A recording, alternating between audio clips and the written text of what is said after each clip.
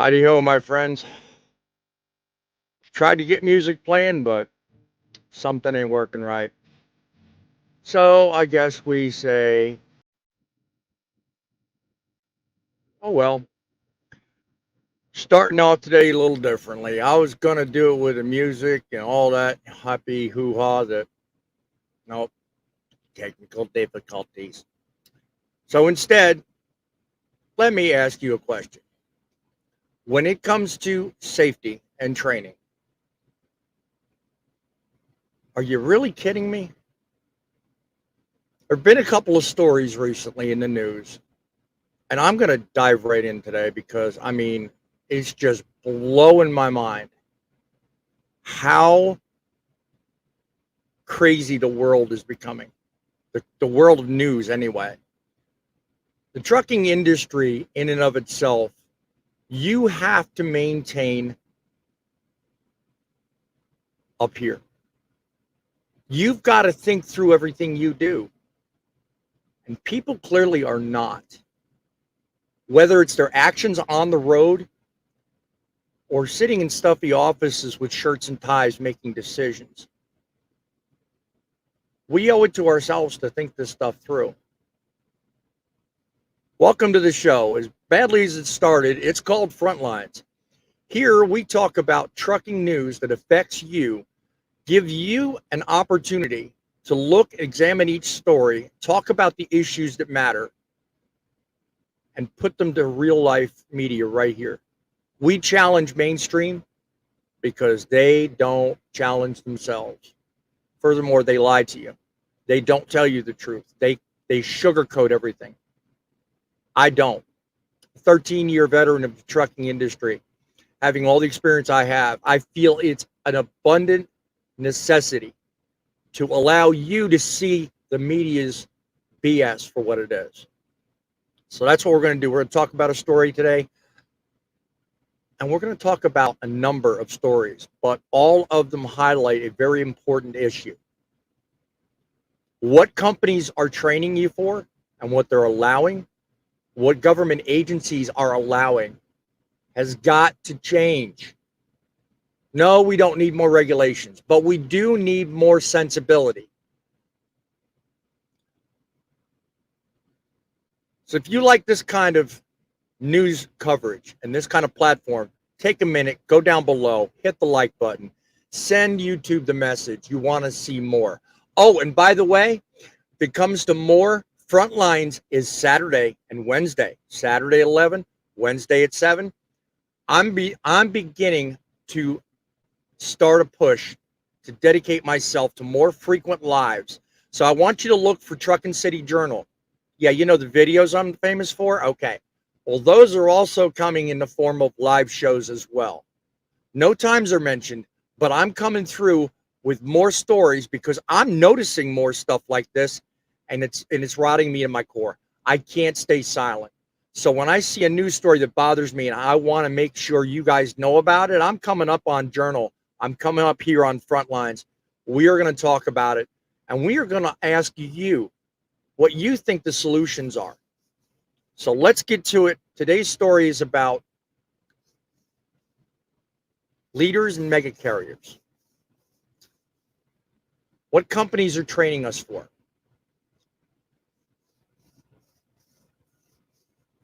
Think about it this way. Let's get something straight. In a world where training is supposed to be uniform, dictated by the FMCSA and other provinces, why are companies still looking for shortcuts?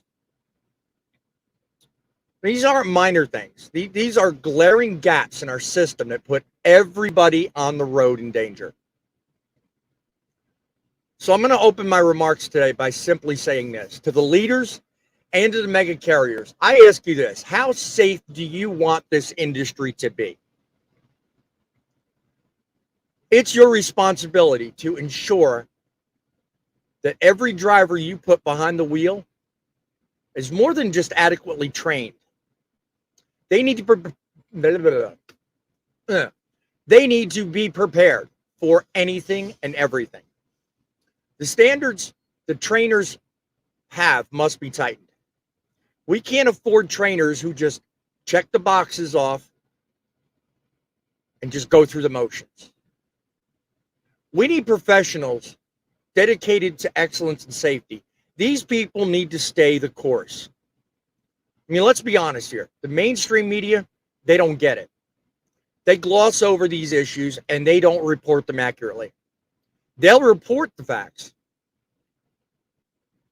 but they don't cover it the way it needs to be. Companies are training drivers to do this fashion. And what's more, FMCSA is letting them get away with it. They barely meet the requirements. They cut these corners. We need better. And so do you. And when I say so do you, I'm not just talking to the drivers in the audience. I'm talking about the general public, because now people are dying. So we need an overhaul from top to bottom. We need to rethink this. Our industry image is suffering, guys. It's suffering because of poor decisions. Whether it's the ones behind the wheel or it's the companies letting the inexperienced drivers run amok with no supervision. Leaders are allowing needless exemptions for so-called special circumstances. Yeah, we're going to cover that. Feeding into this false narrative of a driver shortage. That's what's justifying this. It's a smokescreen and you know it. So to the bigwigs running these mega carriers and to the leaders making these decisions, I say wake up. We can't have an industry where shortcuts and exemptions are the norm. It just won't work. This isn't just about numbers on a spreadsheet, guys. It's about lives. It's real human lives out here.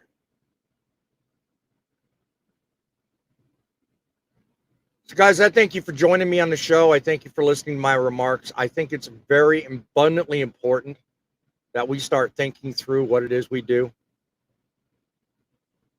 Because you know what? It only gets worse from here. We are the show talking about the issues.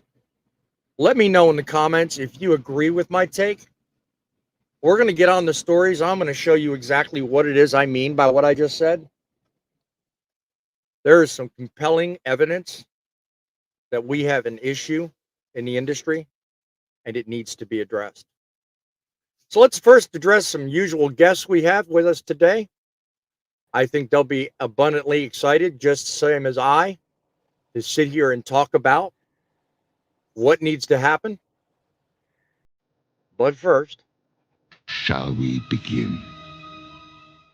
From the trenches of trucking experience and a passionate heavyweight in the Truth in Broadcasting Network, welcome to Truckin' City News Frontline Podcast, hosted by the most opinionated broadcaster on YouTube, Boss Man. that's right, folks. I am Boss Man. I am here. I am present. And I'm pissed. You're making decisions that are affecting us. You're making decisions that in the end are probably going to kill people. And I'm not going to stand for it. Call our studio line 860-785-3547. 860-785-3547. Send us an email if you have an idea for a story you'd like covered. That's truckingnews@outlook.com. That's truckingnews@outlook.com. Let's bring on the guests.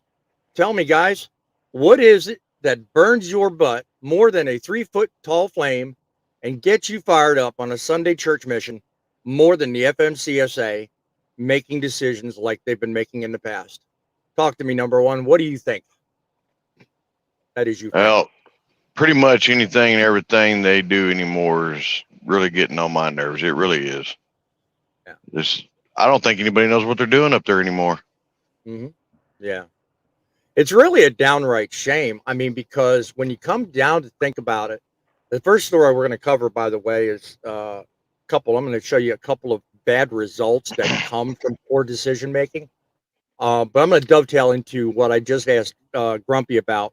And that's basically, in a nutshell, the FMCSA granting an exemption to a company about training people. You're going to be amazed at what we're talking about here. And it's stupid, really. I mean, John, I mean, when it comes down to it, I mean, when you're looking at how you were trained, I mean, anytime you were in that vehicle and you were on duty and you were responsible, trainee or trainer, I mean, where were you guys? You guys were like next to each other, right? The person training you could observe you, see what you're No, doing, and now they don't want to do that. They nope. want to let permit holders operate without supervision. How crazy is that? I actually have a whole different experience than what you just described.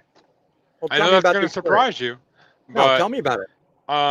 I actually trained with two separate companies. My first company, yes, guy sat right next to me, all except for my very last day because the night before he was out having too much of a good time. He slept while I drove. When I left that company, I went to another company. I rode with a guy for 1 week. For that 1 week, we basically drove team. He never rode next to me one time. Now, granted, I was only in the business for about a month at this point. Mhm. Never rode next to me one time.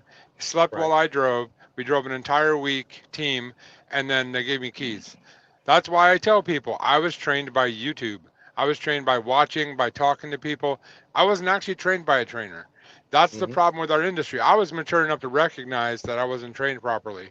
Right. And so Right. I took it upon myself to train myself how to do things. But in today's world, there's not many like me out there, and I don't mean to sound like I'm big-headed or anything, but you got to take your job serious enough to be willing to learn how to do it correctly. Yeah. Because Yeah. if they're not going to invest in you, you invest in yourself. True that. So True that. You said you've been in Little John, what, 22 years, I recall, from the last show? When Mhm. you were trained, how different is today's training process from when you started driving? Well, when I went through training, I went through 20 weeks of training, 20 10 weeks. weeks in Okay. the classroom and 10 weeks in the road. That's a Then, far cry difference. Okay. then when you got put to your first company, I went through 8 weeks with that. Hmm. And when the So, company trained you, did they like take it for granted that you knew what you were doing, or did they actually have somebody watch you? oh no, everybody was watching. Yeah. That trainer sat there. When you were driving, he was sitting there. Hmm. Yeah. Okay. And Yeah, because did you have any to add to that? I'm sorry, I didn't mean to cut you off. nowadays, they push you out just as fast as you start. Mm. Yeah. Well, in part, I think a lot of the controversy that we're dealing with nowadays, and we'll cover a little bit of that in a story or two coming up. I think a lot of that controversy is brought about by the quote new ELDT standards in driver training that just recently got updated and passed. I think it was last year. So training today, I mean, as Little John just pointed out, is a lot different. And in my opinion, I think what's happening is we're turning out a worse product. You know, when you get an assembly line going and you get something that you know works, then you make changes. A lot of times that change can affect the product in a negative way. Let me just explain to you and my idea of exactly what that means. Okay. And I'm gonna bring it down to you just like this. Okay. Picture this. It's early morning hours back in May 22nd on an interstate, I-35, northbound, Troy, Texas. A car runs out of gas and is in the number 2 lane. All right. Enter a driver driving a JB Hunt tractor trailer, fully loaded, down the road, allegedly distracted, right? Runs into this disabled truck or this disabled car, rather. And you know what? Rather than just talk about it, here, let me show it to you.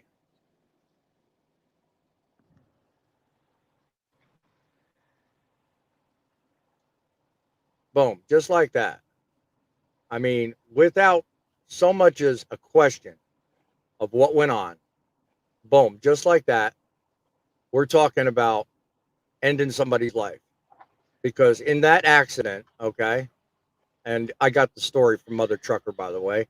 Good man, talk to him. In that accident, somebody lost their life. And that was not a good thing. So let me just preface this. If you're going to dumb down training standards, think about that May 22nd accident. Okay? Many have opined on this accident, and they have said themselves, looking through Mother Trucker's comments, she should have coasted to the shoulder and stepped away from the vehicle. To say the accident was the commercial motor vehicle driver's fault.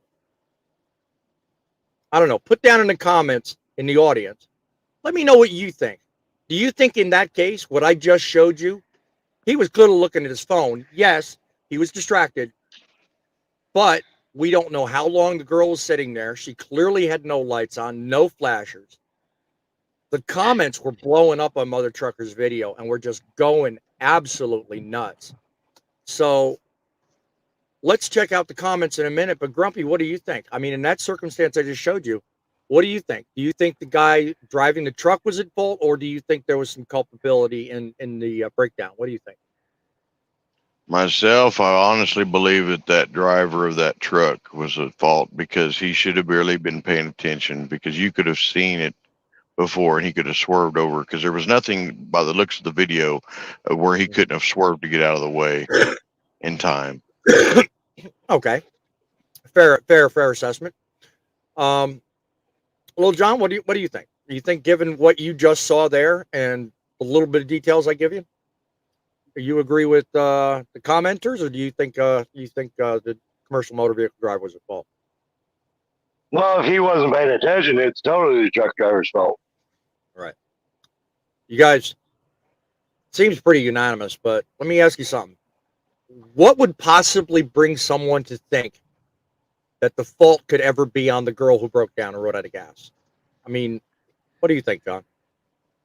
Well, I mean, if you want to play devil's advocate here, when your car is running out of gas or breaking down, you can feel it happening. You don't just all of a sudden just stop. So Yeah. devil's advocate would say, when you feel something weird going on, get off the road. Yep. And then figure out what's going on. Yep. But all of that being said, I mean, granted, it's at night. He probably didn't have as much warning as he probably would have liked, but Yep. it looked like there wasn't any evasive action taken at all, which Right. makes me think he was either, road hypnotized or distracted or something. But I mean, when I'm saying evasive, we are obviously not taking a sharp left or a sharp right. Yeah. But Yeah. no brakes, nothing. So I personally, and by the way, I noticed the comment there. I highlighted it. Poet, if you're listening, I'll be talking briefly about something up in your area. So thank you for listening, my friend. I thought of you in today's story, so pay attention, my friend. Not to mention, to your point, John, I mean, we're always trained and warned to do things the same way. I mean, distracted driving kills. How many times we have to hear that? That video right there is proof, But I don't care what you talk about, whether it's that very video or any circumstance, minor, anywhere. I mean, we are held to an extremely high standard. I mean, we are the golden nugget when it comes to how to operate a vehicle safely. Forget the fact that we have 80,000 pounds behind us, or in some cases, lives, I mean, we could make the smallest hiccup and we are under huge scrutiny. I mean, tell me if you three agree with this. A trucker's wife was once asked about her belief on how her husband does her job or does their job, and how he feels about the scrutiny exacted upon us on a daily basis. And this is what she said. Or that anytime I make up a scenario of like a car and a truck doing anything, I go, whose fault would it be? And my husband always says without fail, it's the truck driver's fault. And when I try to process that in my mind, he says to me, nobody really protects us. I could lose my job at any time. If somebody decides to go 80 miles an hour and ram me off the road and I go into a ditch, I will lose my job. think about this. She speaks truth. Not only is that her concern, but I can tell you fervently, without it even a moment's hesitation, that's my wife thinking, talking right there. She's worried about the very same thing because she knows I'm a safe driver. I've been in it 13 years. I can speak for everyone on the panel. Y'all are safe. You take your job seriously. You know, all it takes is one. Mhm. You know, what do you think, Grumpy? Well, yeah, I agree with that young lady there because, I mean, my wife worries about me all the time. And, you know, she's rode with me quite a few times and she's seen quite a bit of crazy stuff go on out there.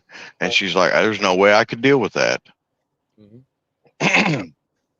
I mean, John, when it comes down to it, just the idea that the image of our industry has deteriorated so much that wives are at home thinking and saying this very thing. It's crazy, isn't it?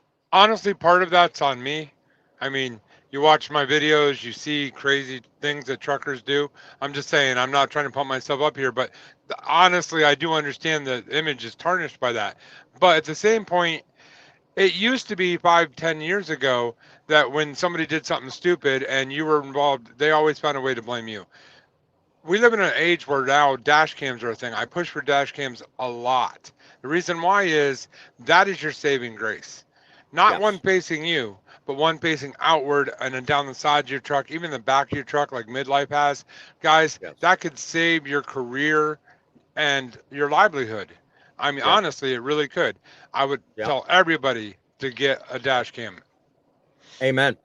It is a lifesaver in so many ways, and we'll cover one of those here in just a minute. Back in 95, this is coming from Gary Cook. Welcome to the show, my friend. New name I've seen. Back in 95, I trained through Schneider National, 2 weeks in Green Bay, and then I went to a trainer for another 2 weeks. And I was released to run on my own. I was able to comprehend the aspect of driving. Well, God bless you. If you're watching the show, it seems like you know what you're talking about. I'm glad you did so and did so completely understanding things. I'm at a loss for words today. Green Bay was a Schneider, was a skid pad. I was able to participate, so I have a good idea how to handle a truck on bad roads. Well, in the north, that's almost a must. Midlife contributes. Enjoy your home time, friend. Don't worry about us out here. As a driver, I once ran out of fuel in a semi. No sputter, no warning, just loss of power until I glided to a stop. I think what John was talking about was this lady in question in the Wait a middle of minute. this number 2 lane had the opportunity to probably go do just the same thing. You I don't don't. I just don't. stop, boom, like that. You get time, But go ahead, I John. don't want. I don't want to pick on midlife or that lady, for example. But Yeah. said no warning. You have a fuel gauge. Pretty sure it was probably warning you already by that point. I was just going to go there. Yeah. One of the Just commenters on saying. Mother Trucker's video pointed that very fact out. I mean, who hasn't driven a vehicle that within trucks? I mean, I can't speak for cars. Trucks, you got 30 gallons left. You're getting your fuel light's already going on. That you got time to get off the road for that. I mean, come on. Not picking on the girl. Like I said, you may not have as much when it comes to a car, but you're not going to just like die right immediately with no warning. One of the commenters was like, yeah, their ding ding or honk honk didn't work. I don't know. He was being smart, but come on, no. All cars have the same method. The fuel light comes on. You're told get to the fuel gauge. Besides, quarter tank, good practice, I think. Obviously, that wasn't followed here. But regardless, I mean, whether the person ran out of fuel, whether they broke down, it don't matter the reason. They're stopped in the middle of the road. How often have you come down the road, Little John? Not just a car, but there's something in the road, middle of the night, 2, 3 in the morning. It kind of wakes you up, but it also kind of makes you think. That could have just as easily been a person standing there.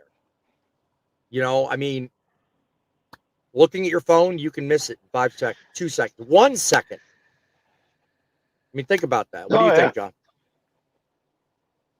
Yeah, that is true. I mean, you take your eye off the road for a second, something could appear right in front of you. Yep. That's all it takes is 1 second. Exactly. Gary adds again, 28 years I've been driving, never jackknife. I've never lost control. I use common sense when I drive. I'm glad to hear that. Because I don't know what you look like, Gary, but I certainly like to think every time I'm next to somebody, they have common sense. So it's nice to think about anyway. Let me Not that briefly common. move on. Yeah, right. Let me briefly move on to a second story, which I think just as clearly shows the same thing we're talking about. Moreover, yeah, I want to do a screen share because I think you guys need to be aware of a very important thing here. Give me a second. Bump, ba-dum, ba-dum. We are talking about accidents. One you need to know about is in the state of Nebraska. Trying to get everything set up. In the state of I also need to find my eye teeth because I think I left them home. In the state of Nebraska, an accident occurred between a semi and a broke down truck or broke down car, actually. And honestly, it's a downright shame that I even have to broadcast this, but I am. Because honestly, you know what? If you're involved, if you're a semi driver, especially, and you're involved in an accident, dude, stop. Own up to it. Okay? Nebraska State Police is seeking the help of the public in locating a semi that was involved in a fatal hit and run crash on I-80. And this says last night, but it was actually Thursday.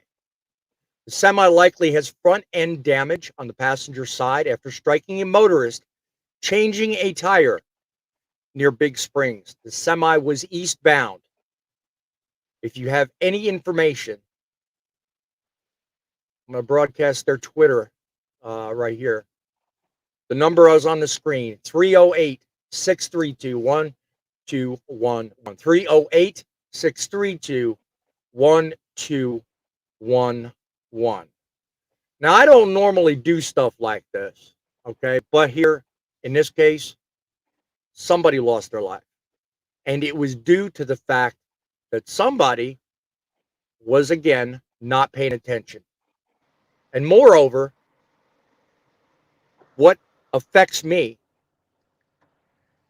is that by witness accounts, although they couldn't identify the semi, they said that person knew they hit them because they slowed down and came to a stop and then continued on. No one could identify the semi, which is why the Nebraska State Patrol is looking for this individual. But it just goes to the core of, hey, be accountable to your mistakes. Yeah, you might hurt somebody. You might kill somebody. But you know what? They're going to find you eventually. You can run, but you can't hide. To the Nebraska State Patrol, I hope you do find him. Because there's a family right now missing a man. He no longer has a daddy, a father, or a husband, and that's a shame. But that's part of the training we're talking about. If you're not trained properly, or if you don't have the ethics, you don't need to be doing the job. Any one of the three you can opine on that. I'm going to look through the comments here. I mean, it's just downright shameful that somebody did that. We definitely need to get them off the road. That goes back to the lack of training.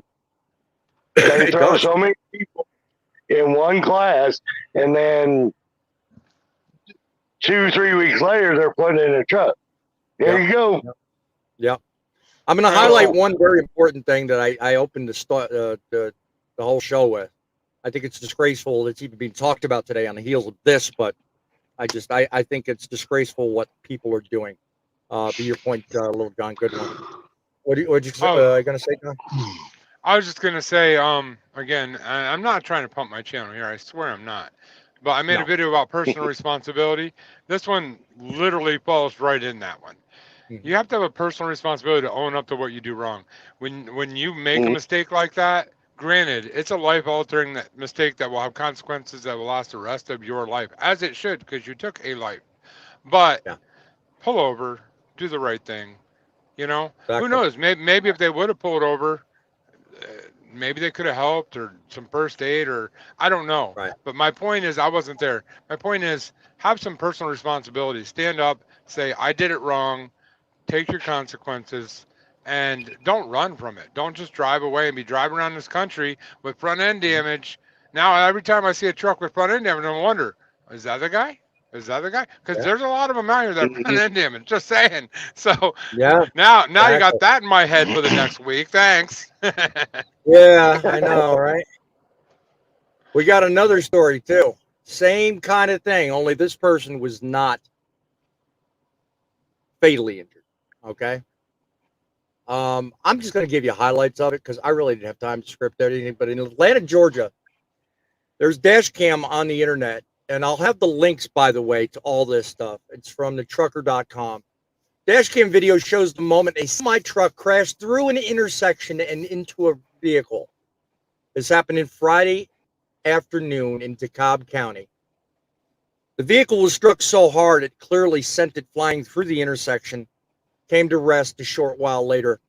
The driver of the car came out of it with some serious head trauma, was later sent to the hospital, and it was determined the driver of the semi was apparently distracted or not paying attention. The owner of the company, when questioned later after the incident, stated the driver of the semi careened through the intersection suffering from a medical condition.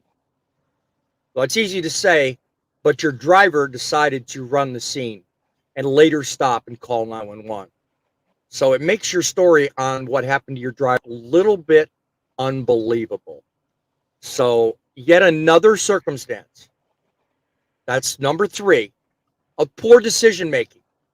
Okay, I'll give you there may have been a medical. There may have been a problem. But I don't care how bad the problem gets in my truck. I know where those red and yellow buttons are. I will pull them without doubt because the safety of people around me outweigh mine. We had a show a while back, and I know you guys can remember this. And I parried the question about whether you were headed for a victim in a car or a tree, which would you do? And you guys unanimously said the same thing I did. And that's it. I'm going to put the truck into the tree. I am going to save the life of the person I'm heading for. Well, the same and true here. If I'm heading for something, I'm going to take my life before I take theirs. Now, it's probably unnerving for my wife to hear, but that's the mark of a professional driver right there. That's someone that has clearly thought out the priorities. I cannot live with myself if in doing my job, I take someone else's life with me.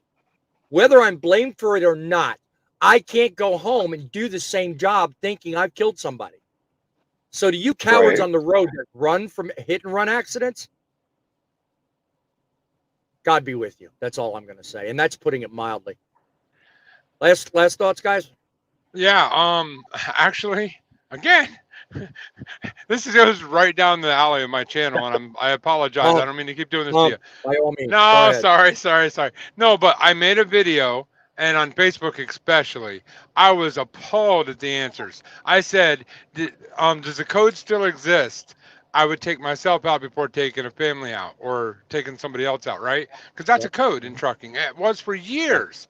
Granted, I'm Yeah. kind of new into trucking, but I've been a trucking fan and a trucking, enthusiast for years. So that is Yep. a code.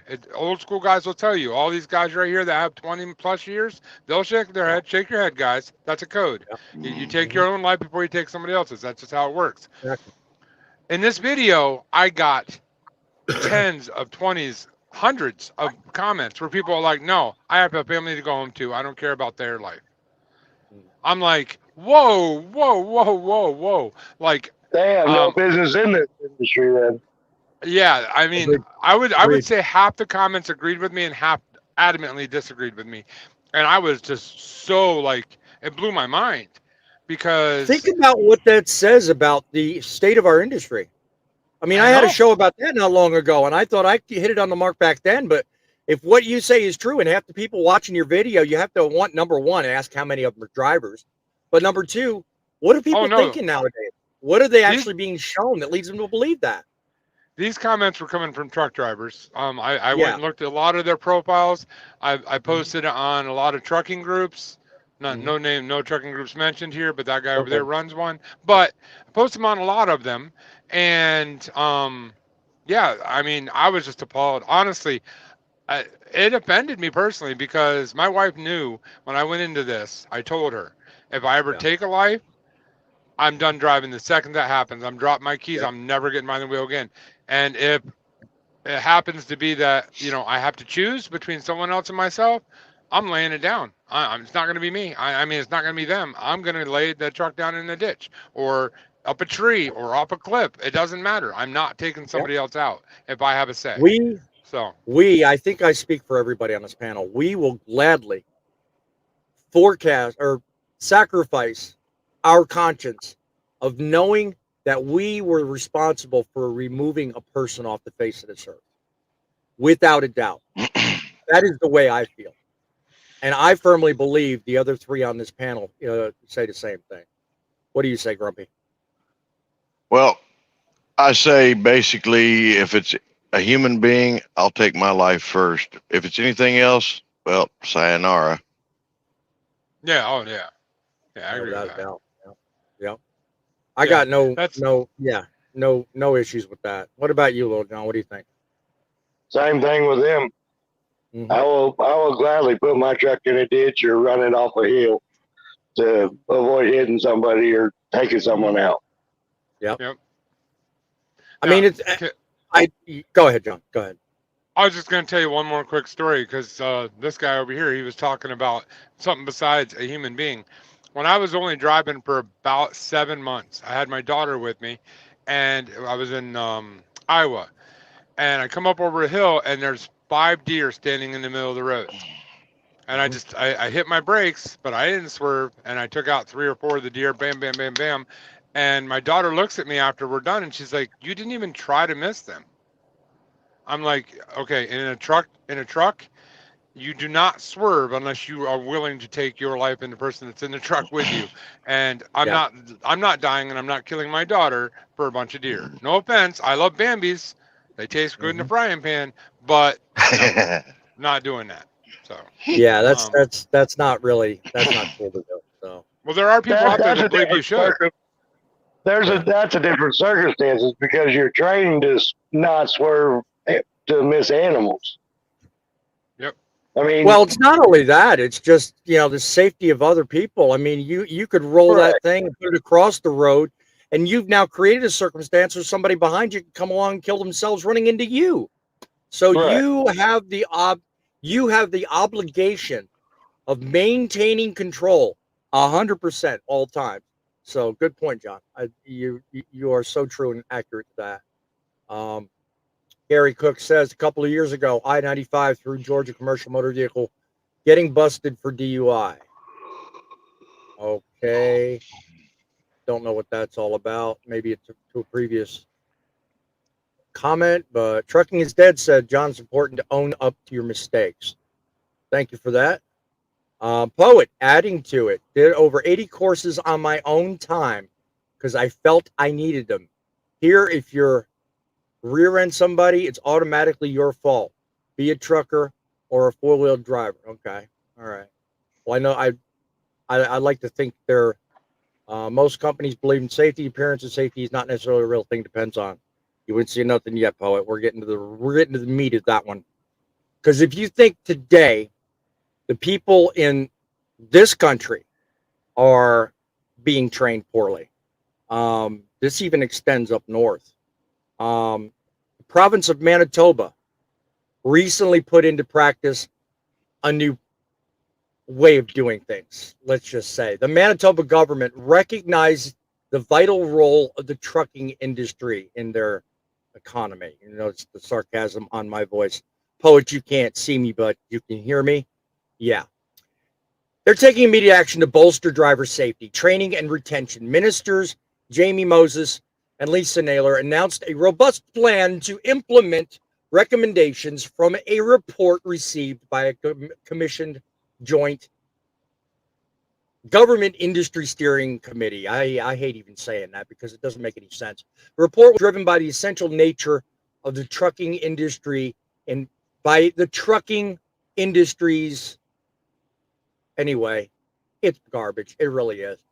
A well-trained workforce is critical for the industry's future, says the individual. Okay. I got news for you. What they have done up there is they've modeled what we're going to cover in a minute. And that's to a smaller degree the ELDT standards we have here. What they're trying to do in Manitoba is require all the schools that train people in trucking to adhere to the same set of standards, which is what the ELDT is here in the States. Honestly, by comments read in around this issue, it's nothing but garbage, costing their schools more money, tying their schools up in more red tape, and lessening the training standards for the individuals for whom it serves. Poet, you look into it and let me know what you think in an email later. But I'm letting you know it's doing no one any good. I mean, when it comes to training, you should just leave it well enough alone. A standard required hours of observed and supervised training should be the standard. And it should be 100% driver oriented, not school oriented. What do you think, Grumpy? No, students that get out there, they need to be with a trainer for a while. I mean, I've had experience with training after many years, and I actually kept him a little bit longer than what my company required because I felt that he needed some more help, which was turned out well. The gentleman's actually on his own and doing well. Yeah. I mean, I don't think anybody in the office or in the audience right now, other than Poet, is really subject to Canadian provincial rules and regulations. But if you're watching this on the replay, or if you are in the audience, put your opinion down. I want to know. It's freaking crazy to think that some bureaucrat somewhere, suit and tie, no experience in trucking, claims the authenticity of knowing what's good for you and me. You got no clue, pal. You got no clue, pal. You have no freaking idea. We are out here every day relying on you people to make the decisions to keep us safe. We're already here. We've already proven ourselves. And we now got to worry about these schmucks with 3 or 4 hours, compared to us, 3 or 4 hours worth of half the knowledge. Come on. How does that make you feel, Big John? Do you really trust that today people are getting the same as what we used to get when we started? Come on. It's ridiculous. Again, because I am less trucking than everybody else on this panel, I think it's just drastically gone downhill from when even I started 7 years ago, to the point now where I was talking to a gentleman, started with a company, literally came out of school. They handed him keys after his orientation, and he started driving. 0 days of training. 0. Right. Guys, it's just steadily getting worse and worse and worse. And until people start to realize that is the biggest problem in our industry, and I'm not saying that tongue in cheek. 100%, I believe the biggest problem in our industry is lack of training. We need to start training people up instead of just giving them the keys and let them bring the whole industry down. Yeah. Right. I agree 100%. Again, if you guys want to join the show, be on the panel, click on the StreamYard link in the description below. Otherwise, dial our studio line, 860-785-3547. 860-785-3547. Little John, when it comes down to it, I mean, do you feel the same as Big John? Do you think that we need to up our training standards? I mean, does it unnerve you that we're dealing with people that just don't have half the knowledge we have in terms of training? Oh, yeah. I agree with John 100%. I mean, you look at most trucking companies now, you have a 4-week class. What are you going to learn in 4 weeks? Not a whole lot, obviously. Yeah. I mean, that's just for them to get their CDL. That's not driving this truck. Yep. It's ridiculous. It really is. And then they put you with a trainer that has maybe even less experience than you do. Yeah. Oh, wait. If you think that's bad, wait till you see the story coming up. I mean, Yeah, I've already taken issue with certain companies selecting trainers with inadequate training time. I Mhm. know of companies. Now, I'm not going to mention names, but I know of companies that will literally take you 30 days in, new guy, just got past your probationary period, and they're already telling you, oh, you can make more money training. Mhm. Crazy. I know And the sad several of them thing too. is, the sad Now, thing is, we have audience members that could probably opine on that better than me. But I'll tell you something. I don't like that. I think there needs to Mhm. be a minimum No. requirement. What do you think? now, now I'm gonna do a little shout out right now. The gentleman that said this, you know who you are, and I know you're watching, so you get in here and defend yourself. But he would adamantly disagree with what you just said, John. And I actually respect this gentleman. Not that I agree with him, but his take on the whole thing is that either you're a trainer or you're not a trainer. It doesn't matter your experience. There are people that could be here 20 years and never be able to train because they're not trainers. So he believes someone could be 6 months, and his favorite thing is, well, what is the magic number to make someone a good trainer? Is it 6 months? Is it a year? Is it 5 years? Is it 20 years? At what point does someone magically become a great trainer? And I'm like, no, it's not about magically being a great trainer. You have to know the industry before you teach the industry. That's all it is. I can't put a number behind it. Some people it could be a year. Some people it could be 20 years. But you have to know I But not know everything, obviously, but Right. but there's also those trainers out there that they'll sit there and they'll train somebody, but they're not in it to train that student. They're in it for that money that they're getting, the extra money. That as soon as they get that trainer, that guy out of his truck, he's getting another one. yep. Mm-hmm. My Gary, trainer when I first started was eight weeks long. I spent 4 weeks in his truck until his father passed away, and then he said I can go home and wait for another trainer. I don't want another trainer. I want to stay with the one I've got because I'm learning more from you than what someone else coming in. Yep. Yep. So Gary Cook says I think a trainer should have a minimum of 3 years before they can become a trainer. I'm actually not on the same side as you, Gary. And I know the person Big John was referring to a minute ago is probably going to be chomping at the bit of what I'm saying. But I'm going to agree with half of what Big John said. On the same side, I'm going to stand firm on something I've said in previous shows. One thing you'll learn about me, I don't back down. Okay. Whether I'm right or wrong, I will be happy to acknowledge and account for, but I never back down. I said at one time, I think the minimum should be 1,000,000 miles before you're qualified to be a trainer. But the half of what John just said a minute ago, I do agree with, is that you could have 1,000,000.5 miles and not have an idea or clue how to train somebody. So, yeah, I mean, I'm kind of conflicting with myself, but bottom line is, if you're an infant, you're not going to teach your mama how to walk. It's kind of the other way around. You know, the Well, the parents teach the kids. It's not the other way around.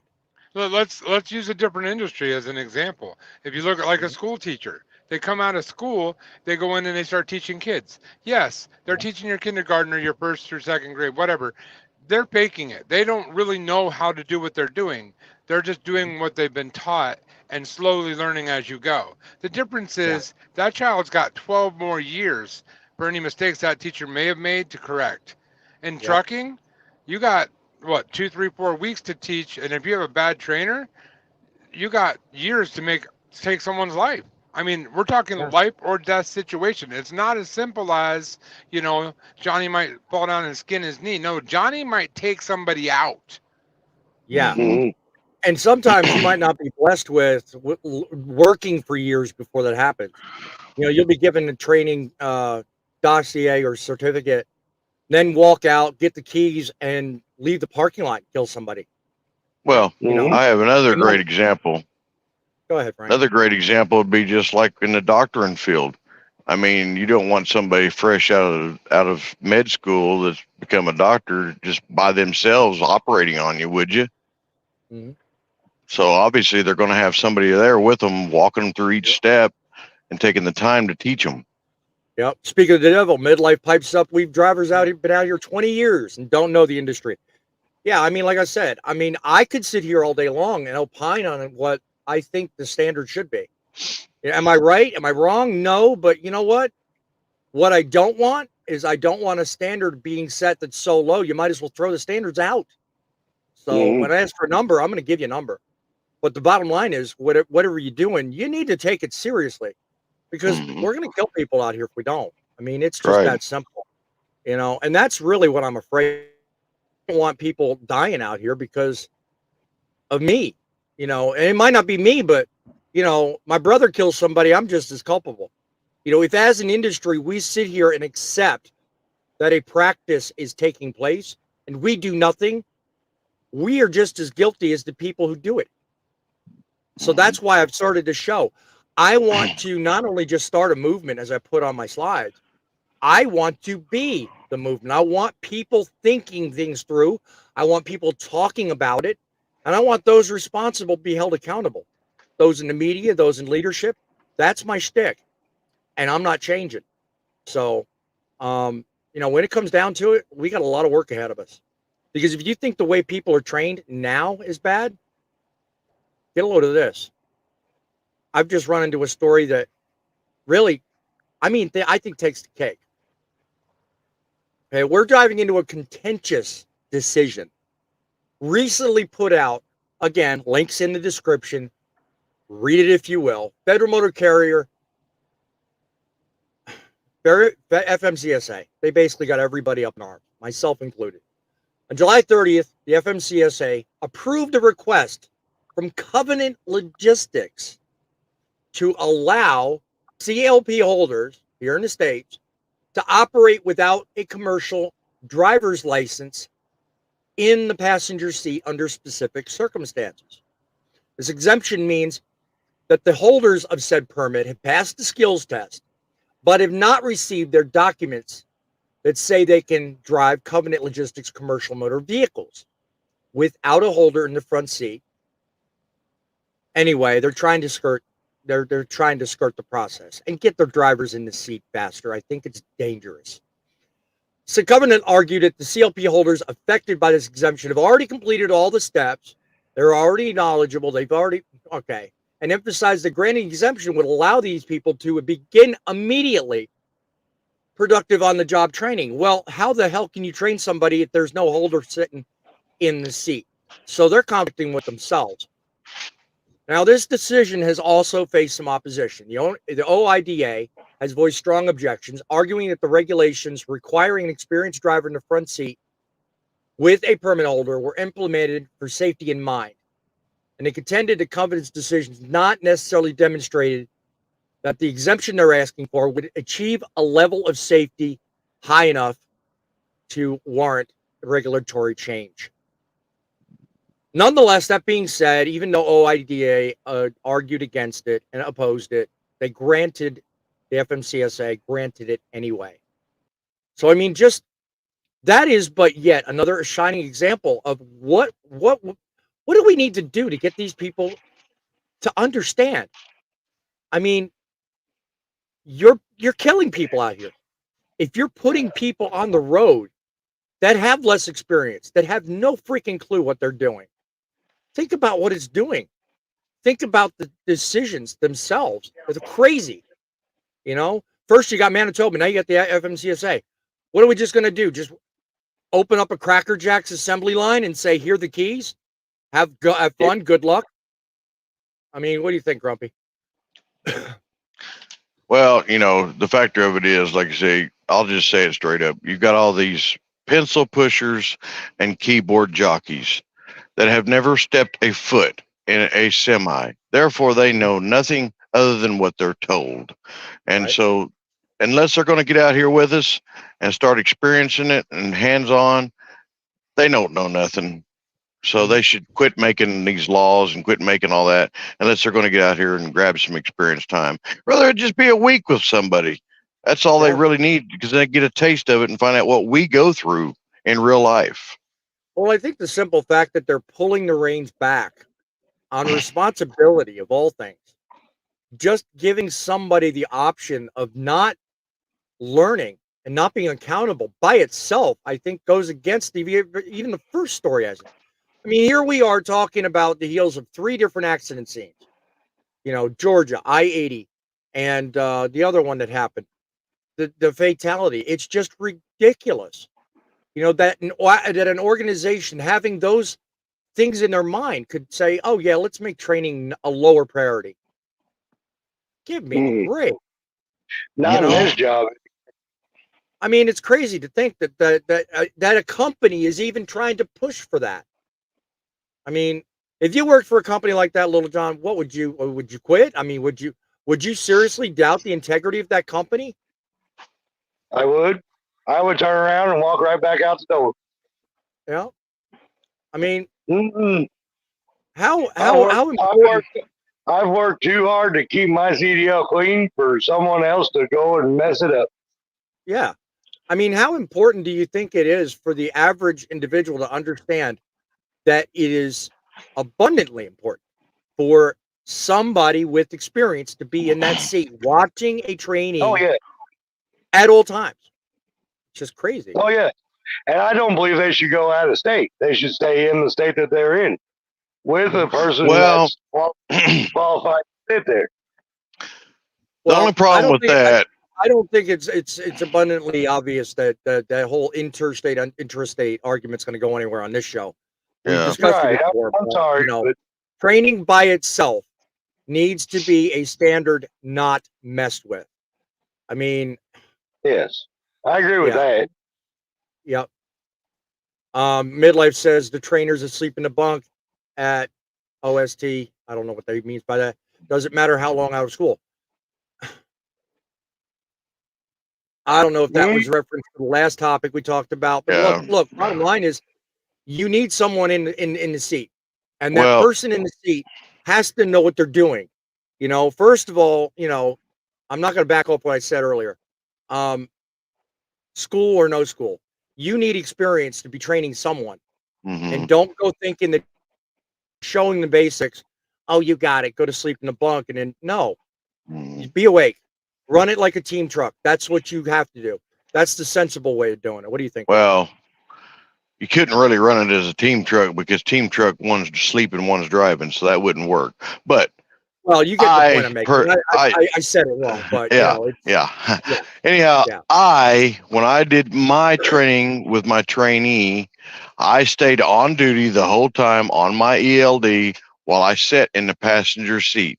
Now, towards the very end, which was the last week I had him, I felt comfortable enough with him that one night I was feeling kind of under the wind and I decided to take me a nap. But I'm a light sleeper when somebody else is at the wheel. Therefore, I could hear him starting to get tired and I heard them bumps and I woke up and I said, is everything okay? So, you know, you're not just going to want to just fall asleep and say, oh, he's got this kind of thing. Well, hello. I take it Midlife wants to tear me up because of my comment. What do you think about the training standards? You think I'm wrong on that, or you got something else to add to the show today? You're dead wrong. You're dead wrong. Okay. You didn't read the entire story and look into it. These are people who have already passed their CDL test.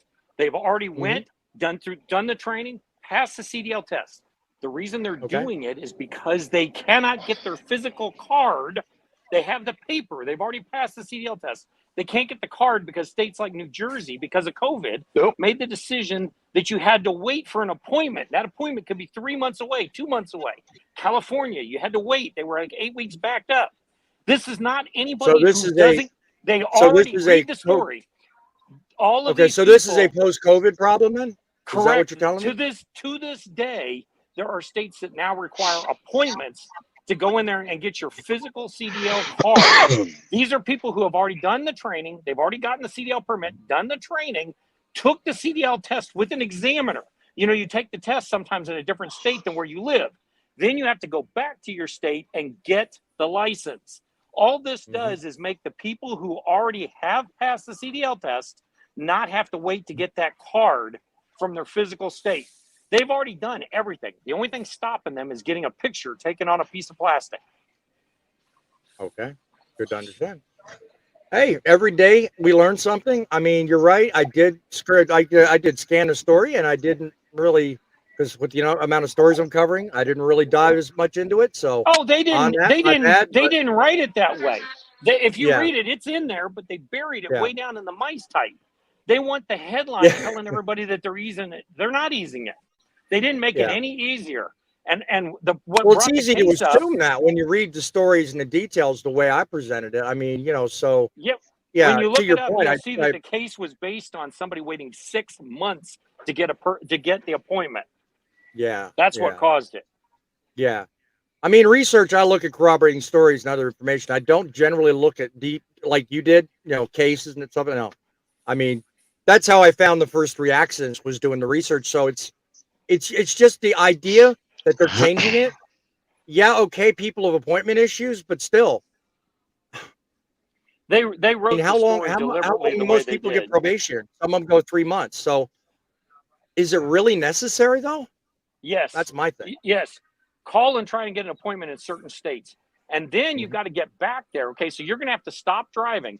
We all know Hmm. people who first started driving, they aren't making any money. So what's going Hmm. to happen? You're making barely any money. And now you've already passed everything, but you can't drive for a month because you've got to go back home, get your permit or get your actual hard card license. Right. And so I've got to schedule that for next Tuesday at 3 p.m. to get my card license. Well, what's the chances they're going to be able to get me home that day? Yeah. Yeah. There's a fella I watched, and Yeah, I I was mean, going to it's a put him pain. on. Yeah, I was going to put him on for a different purpose, but there's issues even with medical cards coming up too that I may do a future story on. Fella's been off the road now 6 weeks because of a small issue, but we'll talk about that in And, future and stories.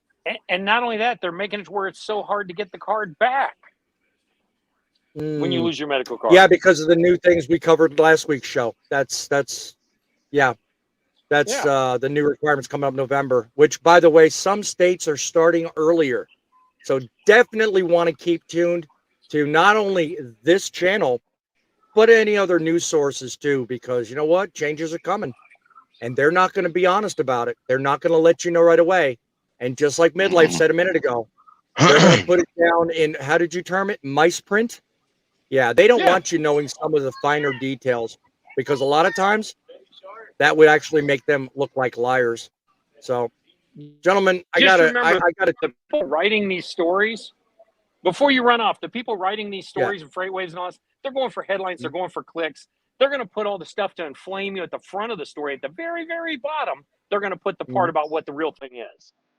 mm-hmm, yeah, yeah. I don't know if music's playing because I've been having issues with my audio, so that's what the story, the whole show started out weird for. Well, I want to point out one thing real quick, boss man.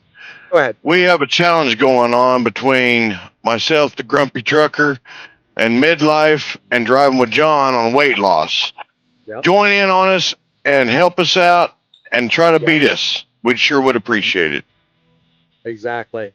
You know what? It's all about making smart decisions. It's all about good health. Because at the end of the day, the only person that matters is you. I appreciate you mentioning that, Grumpy. To the audience and to everybody else out there, you know what? Remember, when it comes down to it, as leaders, we need to make sure that everybody out there has the ability to do better, make better choices, think things through. Pay attention while you're on the road, guys. It's the industry's reputation I'm most concerned about, and the lives of your fellow drivers and motorists. Because you know what? These trucks, they aren't driving themselves yet. They're making these deliveries, but you are the ones making the difference. Till next time, keep it upright, keep it on the road, keep the faith, and keep it rolling.